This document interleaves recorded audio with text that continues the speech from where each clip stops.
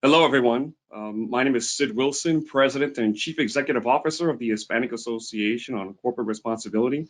Welcome, everyone, to our session on influencing corporate culture for Hispanics. We're really excited for this discussion featuring several executives here to tell us how they influence the culture for Hispanics through the work that they do.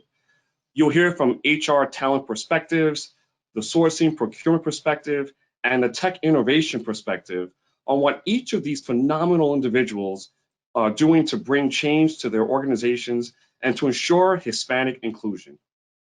Before we get started into this discussion, I want to remind everyone to please download our event app and use it to check out the upcoming sessions, learn more about our speakers and sponsors, receive important announcements, and engage with your peers throughout the community through the community feature. If you need assistance with the app, please stop by the help desk to download the instructions. Also, don't forget to visit our sponsor booths and the ACED Research Institute booth in the exhibit hall. There's a lot of great information available to you at the click of your mouse. Now, without further ado, let's get started. I'd like to get this conversation started by welcoming our moderator for today's session, Delia Vara. She is a Senior Vice President at Unidos US. Delia, over to you. Thank you so much, Sid. It's my pleasure to be here with you today. I'm with Senior Vice President at Unidos US, formerly the National Council of La Raza. And Unidos US has been a proud coalition member of ACED since its founding in 1986. And actually, we're a partner with many of the ACED corporate members as well. And I'm honored to be here with you for the ACED Annual Symposium. During today's session, Influencing the Corporate Culture for Hispanics, we'll hear from the top three leaders, as Sid mentioned, about the importance of having an inclusive perspective, one that authentically includes and supports Hispanic professionals, and better, we'll learn their key methods and practices and how they do it effectively. So joining me today for the discussion are three executives, each focused on very different aspects of operations within their respective companies: sourcing and procurement, human resources and talent, and product innovation and design. Please welcome Elena Marziano, Chief Purchasing Officer for Procter & Gamble. We also have joining us today Merary, Vice President of Diversity and Engagement for PepsiCo. And rounding out the panel today is Sanra Lopez, Vice President for Intel Sports. Welcome to all of you.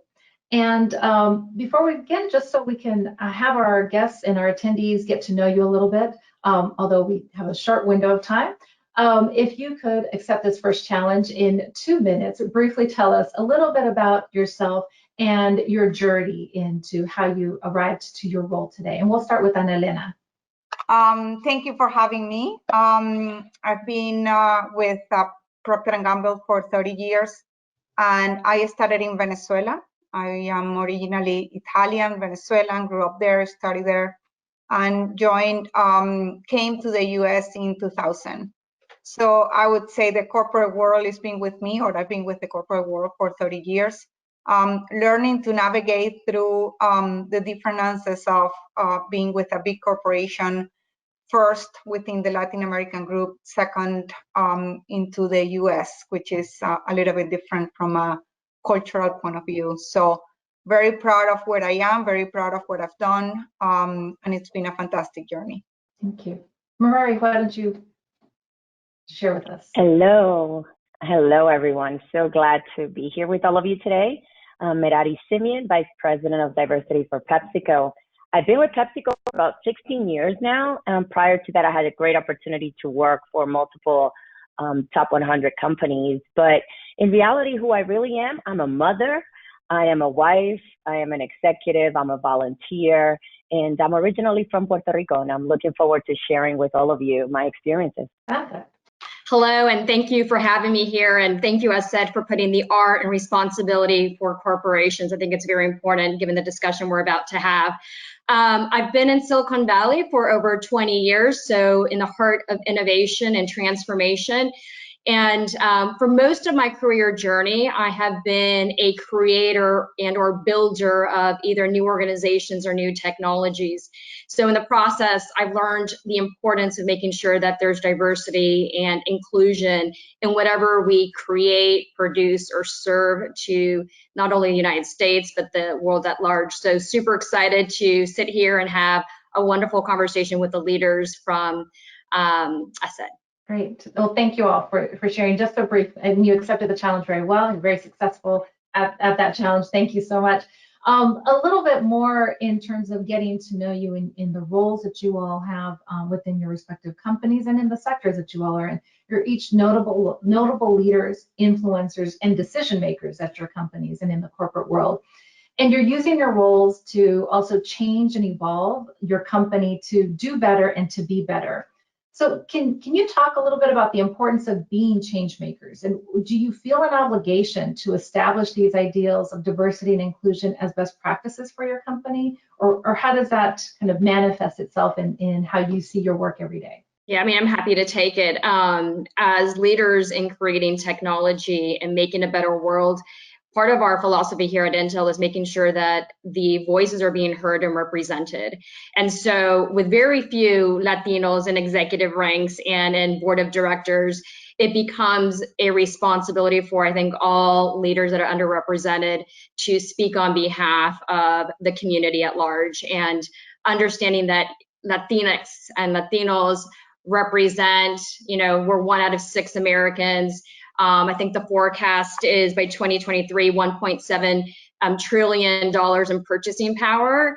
Is a community that should not be overlooked and or taken, advantage of. So I think every senior leader, whether in corporate position or board of directors, has a responsibility to speak and ensure the voices are heard.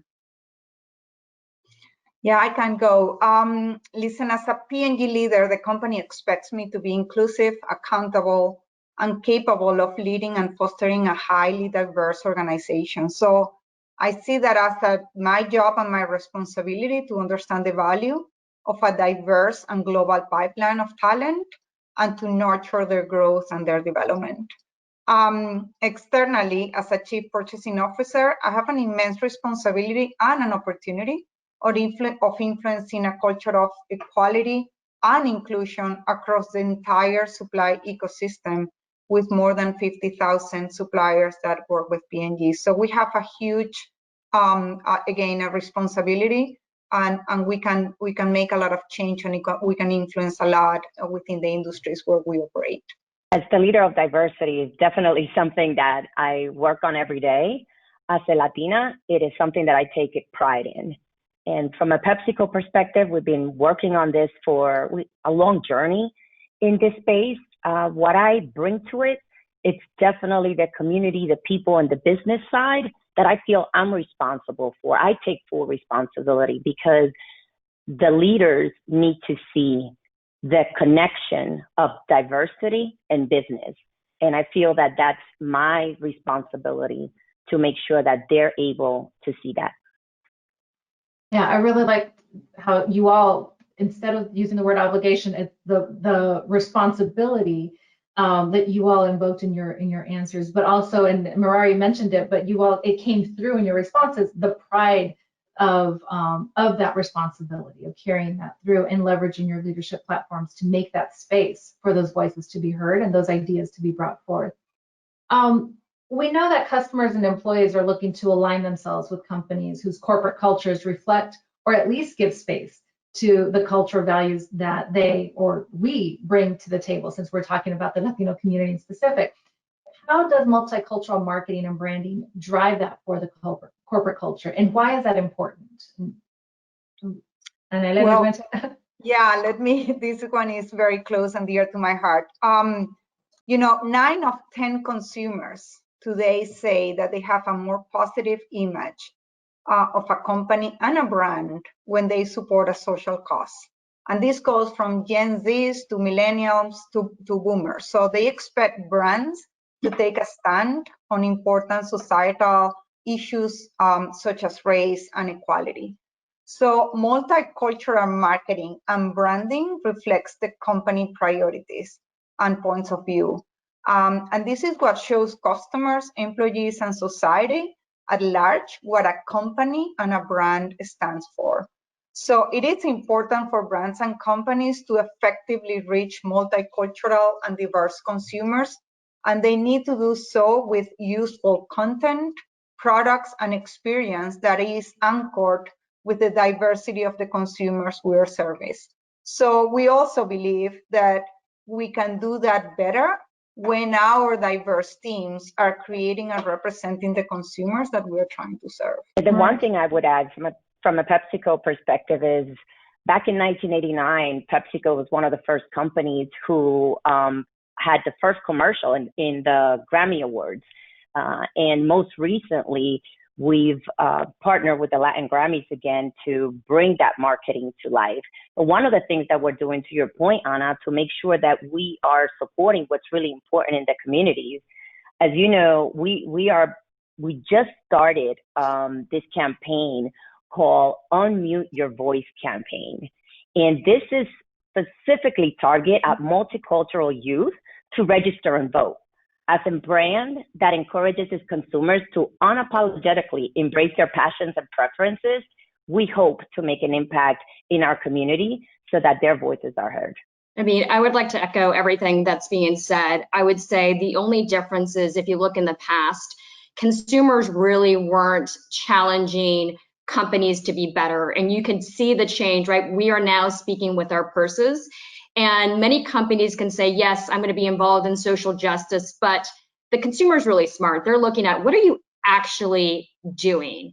What is that behavior that you are going to do differently to be anti-racist?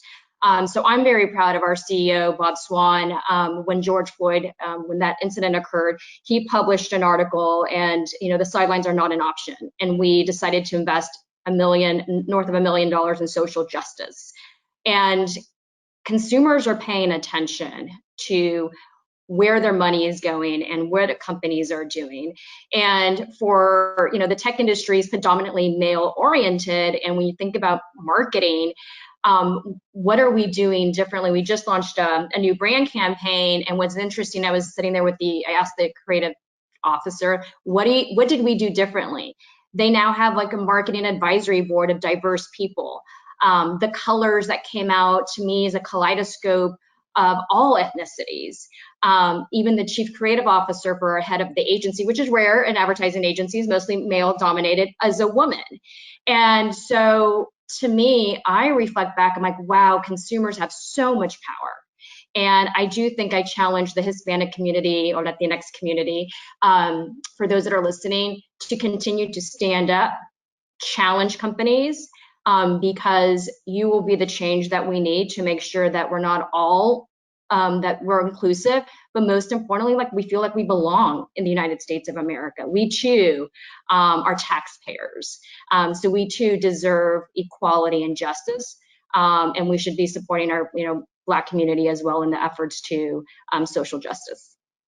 Right. No, that's so important. And with communications these days, it's so much faster to see and to challenge companies when they're saying something, but their actions aren't backing it up. And we recognize those actions can't always happen overnight, but we need to see that movement in that direction towards that aligns with the statements that are being made by companies across the country, across the globe.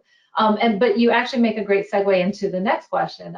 We have, so Sid recently did a panel for Unidos US and spoke about the value add of acculturation to a company, where employees, their employees' background, language, experiences, traditions, things we've kind of touched on already, are seen as opportunities for growth and contribution and not hindrances. How do you approach evolving internal culture so employees feel acculturated as opposed to assimilated, particularly in order to improve retention? That's, where it kind of holds on to the quality and the high performing team members that you have. So at PepsiCo, we believe that we're strongest when we embrace the full spectrum of humanity, right? And what does that mean? That means it's really accepting the individual as unique as they are, because that's what makes us stronger. So for us, one of the things that we do for our people to feel acculturated is we make them part of the conversation. Sandra, you mentioned earlier of the investments to the Black community. We had our Black employees inform the investment that PepsiCo made. Similarly with our Hispanic employees, they are working with us hand in hand with the investments and the partnerships that we have in the community, like we have with Unidos. Our Hispanic employees are the one leading these efforts for us.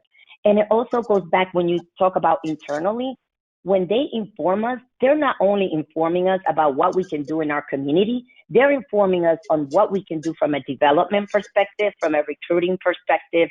So they really feel part of our strategies, part of the company. It's not just something coming up from the top. Yeah, maybe very, my comment is going to be very similar to this one. You need to start with having a big, deep and genuine respect for humanity, right? And actively work to unleash the power of all. And that has to be intrinsic and part of the company strategy. So we want our employees to feel engaged and to be supported. We encourage and embrace and value when they are themselves, when they speak up, when they are themselves in the way they approach on their ideas and the way they come across. We celebrate the diversity that they all bring to the table. So we also, think of how we solve problems and how we expand opportunities by bringing this diversity together, and we learn to work together from a cultural standpoint while respecting others' differences. So that is the beauty of diversity, right? Is to celebrate people's unique background and talents and putting them to work together to create something bigger and better. And then I think I'm just going to add something that hasn't been discussed, but there's been a research on it. And it's really important. You need to have psychological safety. You should be able to be in a diverse room and nobody feel afraid to speak up because they're going to be mocked at or maybe their idea is going to be stupid. Not embarrassing one another. And I do think that's really important, whether it's the new generation coming in executive leadership, just being able to listen and hear what they're saying because they're the next consumer, whether it's somebody that is, physically challenged. And I do think that in today's world, especially in the United States, where different leaders feel like it's okay to mock at people, like that's not creating psychological safety. And I think that's really, really important. And then the data is, if you can create an environment that everybody can speak up and can go to their manager about challenges, whether personally or professionally, you'll reduce churn, you'll increase productivity. So with me as my own individual leader, my own team, I really foster like psychological safety. Why don't you have that open conversation with your colleague? Tell him or her how you're feeling. Maybe he or she doesn't even know. So I think it's really important. Change can start small, and fostering this idea that everybody feels like they can, to your point, be themselves without being mocked at or indicated that they're not intelligent enough to be in the room is really important. Yeah, I think that's a lot. There's a lot of unlearning in terms of how we come into meetings and conversations with our colleagues that we have to kind of break down so we can create these safer spaces and really kind of be aware of what it means to make a space safe for contribution of ideas, for different age groups to at one common table to be able to share their ideas and feel confident in that, and what more we can get out of that. So I think that's a really important thing. And a lot of the stuff has been accelerated in the past 6 months because of the environment that we're in, both digitally and virtually, but also because of the social environment that we're in and the political environment we're in, to accelerate these conversations because we're all connected virtually. So that's really important. I'm glad you made that point. And I think it's embedded in a lot of these, the responses that we've had. We often talk about the size of the Latino population, 60 million, the size of the voting population we're talking about right now, 32 million. The strength of the Latino buying power, which is 1.5 trillion. It's one of the top 10 economies if it was a country in and of itself. Connecting those dots, these are all big stats and big numbers, and we've heard them for decades. But again, we're in a different time now. What do these big stats mean when you're thinking about diversity, equity, and inclusion at your company? How is it making the case for you? How is it helping you accelerate or drive these conversations and ideas that you've had for a long time in your roles? I can get started. The Hispanic consumers will account for the majority of the US population by 2050. And if we think about that, that's an immense amount of people and consumers we have to reach. Not only the number of people, but also what is creating a tipping point is the fact that as a group, they are increasingly educated, entrepreneurial, and are shaping mainstream culture more than ever before. So the importance will grow as their spending power surge and is expected to hit 1.8 trillion next year. And as the younger generation enters the marketplace, with 1 in 4 Americans being of Hispanic descent. So reaching out the Hispanic consumer is not a luxury, it makes business sense, it's a must for corporations, and we have to reach out to them. We need to speak their language. We need to have the brands, the products, and the propositions that reach out to these consumers. Otherwise, we're going to lose, and that's the population that is growing the most. I agree. The one thing that I would add from a PepsiCo perspective, reflecting our consumers is critical to us. And in the past 4 to 5 years, we actually created what we call Hispanic Business Unit. And this, it has a whole structure and a whole team that is dedicated to understanding the Hispanic consumer, creating products that is authentically tasteful for the Latino community. And we also collect customer insights. We engage with them, not just in the business side, but also in the communities. What's happening in the communities? So from a Hispanic business unit perspective, that's what the team does, is 100% focused in what is the need of the Hispanic community, not just in product, but also personally. What are the things that they're going through that we can help and improve? I would say data speaks for itself. We all see it. The C-level executives read it in the newspapers and the media, yet we still have a challenge. You're not seeing the data be reflected in senior leadership positions, nor in board of directors. So I think we continuously need to speak out, partnering with ASED, partnering with other organizations to articulate why having senior leaders and executive positions will help drive greater business results. Right now, a lot of companies are still doing really well. It's great. I'm in sports, and that, the Super Bowl halftime show, we saw Latinas represented, and, so companies are paying attention, but we have to do more, and we have to continue to challenge the Fortune 500 to look at the composition, should they want to tap into the Latino community and consumers.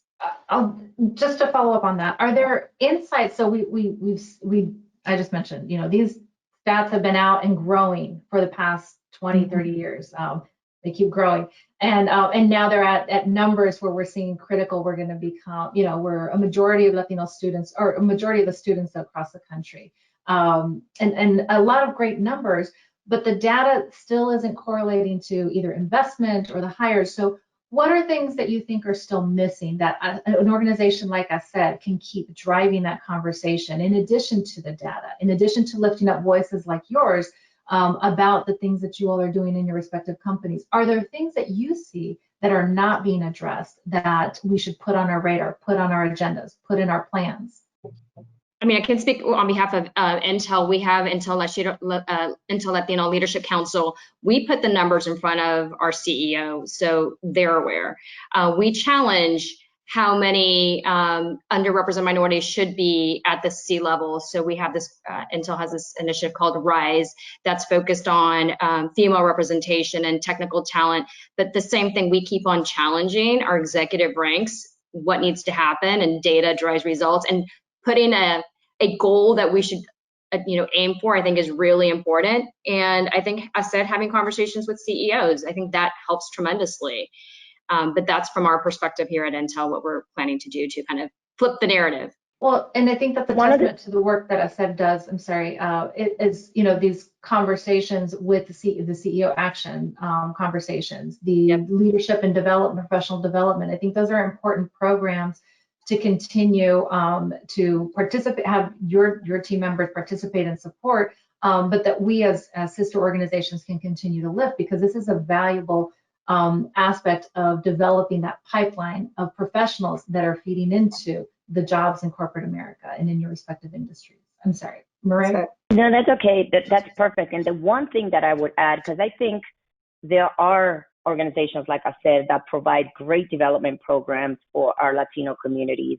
I think the gap is, how are we training the non-minorities, the white males, so that they could understand how to work, or that, for example, the strengths that a Latino brings versus the strengths that they may be familiar with in a white employee.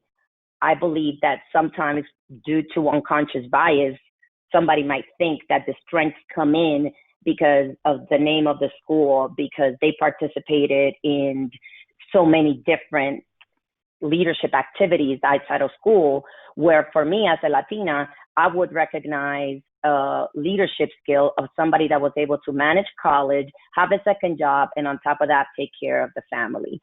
So until we have more people at the table that could resonate and understand where the strengths and the resiliency and the leadership skills come from the Latinos that may be shown differently, I think we're going to still continue to struggle sitting at the table, because you can educate us, you can teach us, you can train us, but if the leadership is not being trained, educated, and being brought in on how to understand the strength of the Latino community, we're still going to continue to have a gap.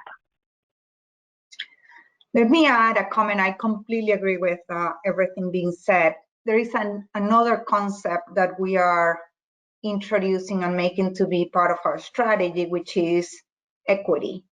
And equity is about having access, opportunity, and investment. And when you think about bringing diversity into the table, you need to ensure that people that are minorities, in this case, have access to the opportunities and the best jobs, right? They have access to the new roles that exist in different organizations, that the opportunities are open for them, and then finally that we make the investment, to your point earlier, of training, helping, mentoring, supporting them so they are equipped to have the skills to get for the bigger jobs. So it all comes together when you have a very solid strategy. And then the last point I want to make is, you need to make, and we are trying to do that at P&G, is you need to make leadership accountable. People like me, people like the organization unit's presidents, to say, within my organization, I'm going to have this diversity and I'm going to be accountable to that. It's not someone in corporate, in the corporate office. It's not someone working in the Hispanic Latino team who's going to put the candidates in front of me. It's me, leader of the unit and leader of the organization, who will be accountable to drive those levels of diversity. And by the way, this applies to us, Hispanic Latinos, but also applies to all other diversity groups. Right. But it's the equity and then the accountability. If you bring the two together, I think we can make progress.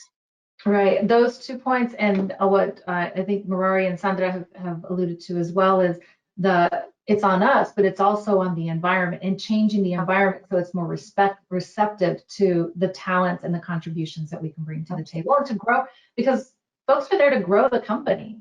People want to be at a successful company. We're trying to, participate in that growth and in that innovation, which actually leads to the next question. What is the role of diversity and inclusion in product development and innovation? And Merary, you mentioned it a little bit in a previous answer about looking at your Adelante group and the Latino employees on the products that are going to appeal to that growing and important consumer segment. But how do we get more companies to understand the importance of diversity and inclusion in product development and innovation? I think, Sanra, you've also mentioned that in your work as well. Who wants to take it first? Sanra? Yeah, I mean, it goes back to the market that you're serving. And if you want to tap into, you mentioned the 1.5 trillion business opportunity, then you have to have the voices represented in the room. And, you know, in technology, we're talking about algorithms and how everything will be robotic. Think about the values that you're engineering within the robots and the decisions that the robots will be making. That needs to be reflective of not a homogeneous group. That needs to be reflective of the entire globe. I like to use the example of you're doing an algorithm and it's automated. It's about a automated car, and the car needs to decide whether or not they, you know, turn right and hit a family of 4, or you turn left and potentially kill your 2 children in the back. Like, how are you going to engineer that algorithm? And what about you have potentially a cow that goes in front of you? Cows are sacred in Asian cultures. So you have to think about all of this. And the best way you do it is when you have a complete, diverse set of individuals in a room talking about it and thinking about the implications, the psychological implications. Think about what happened with social media and how it's affecting our children, right? You need psychiatrists in the room, not just technologists. So if you think about what you're creating, and one, if you want to tap into the business opportunity, and then diverse representation needs to be there. If you're creating anything that services or products that affect culture, you have the responsibility to have all the voices in the room, because you're changing culture and you're changing society. By then you're accountable for the society that you're creating. So I think that's really important when you think about product innovation and what's happening and what companies are engineering. Consumer packaged good companies as much as technology companies. And Elena, you want to go next? And you have probably a wealth of experience, 20 years at least in your current role. Yeah, absolutely. So listen, you know, consumer is the boss. And we talk about having Hispanic consumers to be the majority of population, to be the majority by 2050. If we don't create, innovate with the consumer in mind, we're not going to be able to reach all of these consumers. So it has to be part of the way we do the work. It has to be built into our innovation plans. It has to be built into the products we create and we offer to these consumers. It also goes back to how we communicate to these consumers what are the benefits of our brands and the benefits of the products we are creating. So it's a whole integrated, holistic plan. So that from a design point of view. The other thing I want to point out is, and again, as a chief purchasing officer, I look at my supply base and how diverse it is. And bringing diversity into that, those suppliers also help tremendously with our innovation plans. Bringing new ideas, bringing different set of ideas can help us creating these products for this diverse set of consumers. So, you know, it's incredibly important that we do it from the beginning and think in diversity from the moment we innovate and the moment we create products. The last thing I want to say is we just recently named Victor Aguilar as our Chief Research, Development, and Innovation Officer at P&G. And obviously, as a Hispanic community, we are incredibly proud of having our Chief Technology Officer to be one of us. So that tells you a little bit about the importance of innovation and the importance of diversity for us. The only different thing that I would add is that while it is important that we continue to develop diversity within our walls, it is just as equally critical for us to build the new talent of the future by investing in, you know, Latinos in STEM, or investing in, for example, marketing Latinos. So we're taking a look at where are those areas that professionals from the Latino community are not well represented, and how can we invest in those students to educate them so that we could have a pipeline in the future. Well, it's as if you guys are reading my set of notes here, because the next question I have is actually around that. So from an HR standpoint, what can you share about what the lessons learned have been from your respective companies about recruiting and retaining Latino employees? Where have you stretched your traditional or company accepted approaches to go beyond what the company was comfortable with, to push to explore and hire that talent that is bringing these innovations and creative ideas to your company. Sandra, do you want to kick us off? Yeah, I mean, it goes back to, if you're committed to diversity, it's the actions and the programs you put in place. So Intel, one, we test different programs and we take the feedback back and we iterate. So there's a couple of things that we're very excited about. And Merary, to your point, you can't have technical people if you don't invest in them early on. So we invest in community schools to get individuals the opportunity just to learn about technology. Oftentimes, and even in the Latino community, you're taught, go be a lawyer, or go be a doctor, because that's what our parents are familiar with. And giving exposure to tech, and tech is not this boring little place where you sit there and you do your, you do code zeros and ones. You can do tech in, interior design. There's architecture, technology is so misunderstood. So if you can give our children the glimpse into what you can do with technology, it will at least pique their interest. We know AI is the future. I just talked about it and how it's going to influence our society. So Intel invested Intel AI for Youth, which is inclusive of Latinos. And then finally, and not least, is how do we retain our Latino community within our walls? And I think that's a hard one, because oftentimes we think that our job is done once you have full representation, and we're not, and that we get a squeaky wheel, like we have a gap and people leave. And how do we fix that problem? And a lot of it is training up our Latino community and putting programs in place. Also, I think it was Elena that mentioned this, is recognition that we are all different, and including Latinos are different. And we bring value to the equation, and it's not just the boys network.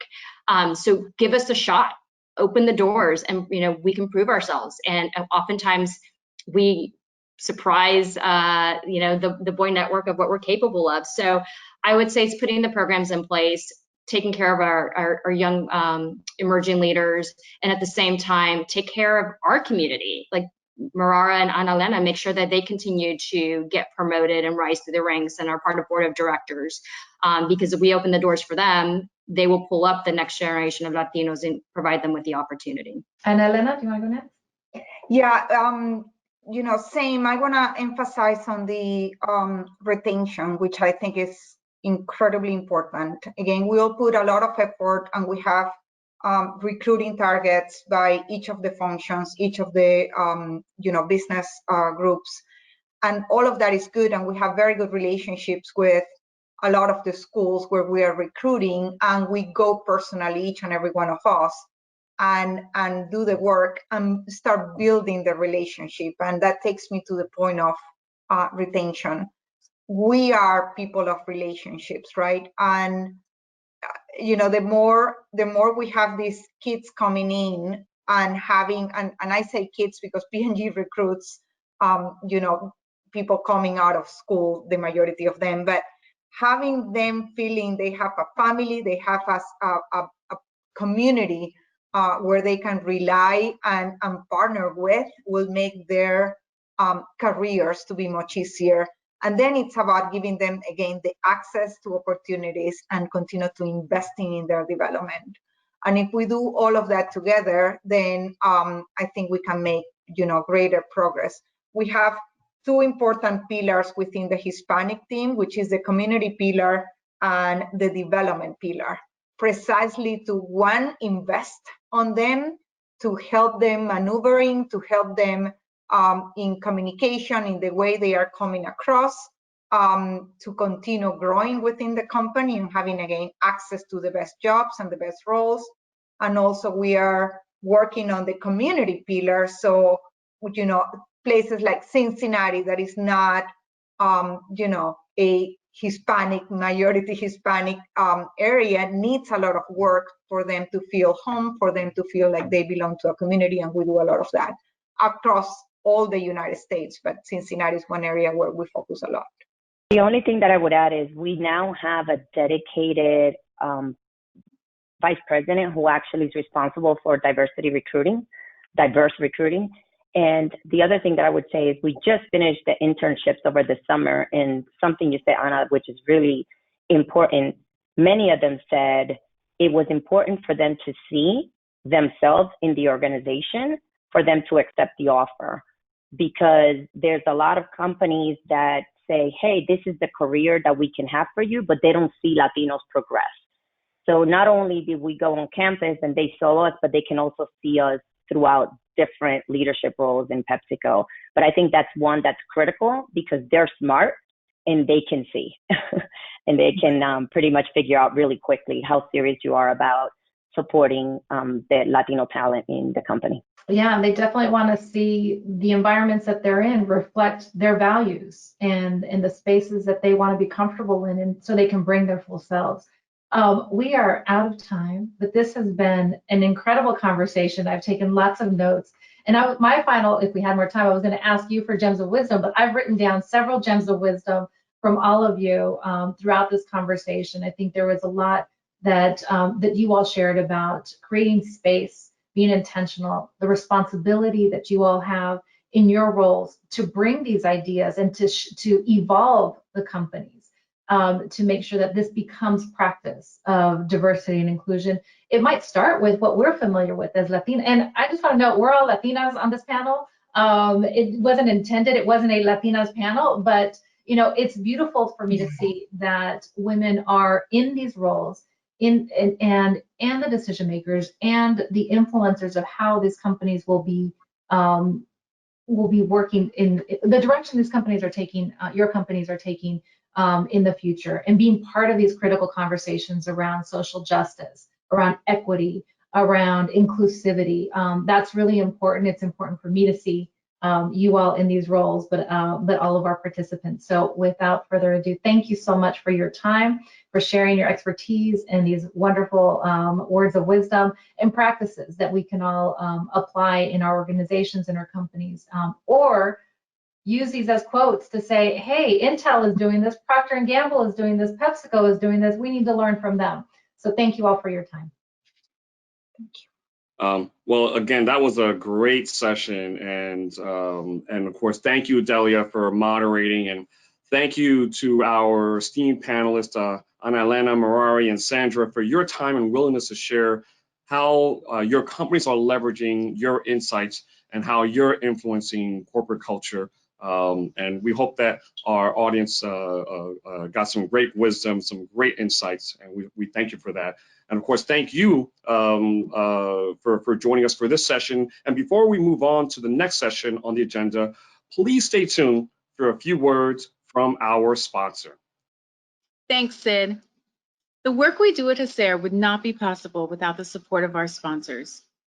Our sponsors provide the support necessary to help us achieve our mission. They are crucial in every sense of the word to what we do here at HISAIR. Please enjoy this video from this year's Symposium sponsor, Marriott International.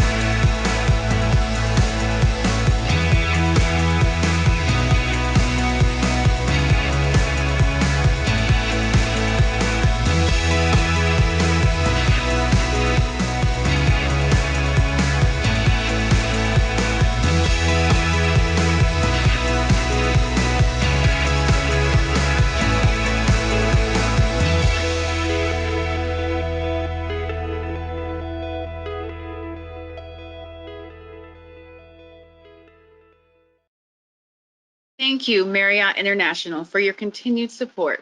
And thank you for joining us today for Influence in the Corporate Culture for Hispanics. We hope you enjoyed the conversation. Please join us for the next session, Chief Diversity Officer's Perspectives, Redefining the Inclusion Narrative, starting at 2 p.m. See you soon.